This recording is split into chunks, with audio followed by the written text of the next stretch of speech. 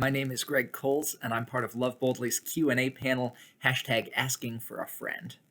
This is a panel where we address questions that straight Christians might have for LGBTQ plus people about faith, sexuality, or gender identity, but might be uncomfortable asking us in person.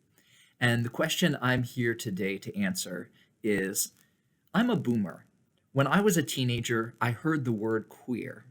For a long time, I did not hear it in a positive way. Why is it now commonplace?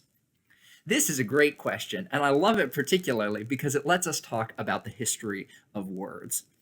So the word queer does indeed begin as a derogatory term. It starts being used in the early 20th century, and its intent is to insult the people it's talking about. So it makes sense that when you heard this word in your upbringing, you might have heard it as an insult, as something really negative. But there's this phenomenon in language called reclamation, which is where a group of people takes a word that has been used to derogate them, used to insult them, and that group of people takes that word and instead says, you know what? There's nothing wrong with being this thing that you're insulting me about. And so I'm going to reclaim it as a term of pride. And so, for instance, this phenomenon happens with the word black, which also begins as a derogatory term for African Americans. The preferred term in the early 20th century is colored. And this is why we get things like the National Association for the Advancement of Colored People, because that's considered the polite term in the early 20th century. But then in the late 50s and 1960s, the African American community starts to say, you know what? There's nothing wrong with the color of my skin. Why would I have a problem being black? And so they begin to reclaim this term to the point where now many people prefer to identify themselves as black. And now the term colored is not preferred.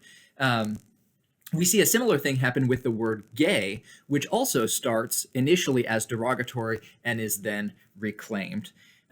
Now with queer, that reclamation process starts a little bit later than it does for black and gay. It begins right around 1990, where activist groups start taking that word queer and using it about themselves and popularizing slogans like, we're here, we're queer, get used to it, and owning that word as a word of pride.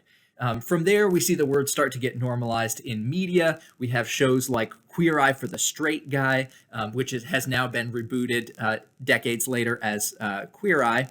And we have the word also becoming more normalized in the academy with the rise of queer theory.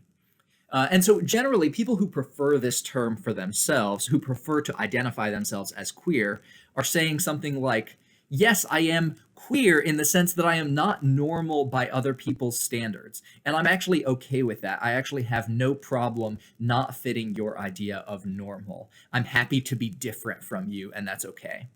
But not everybody is comfortable using the word queer.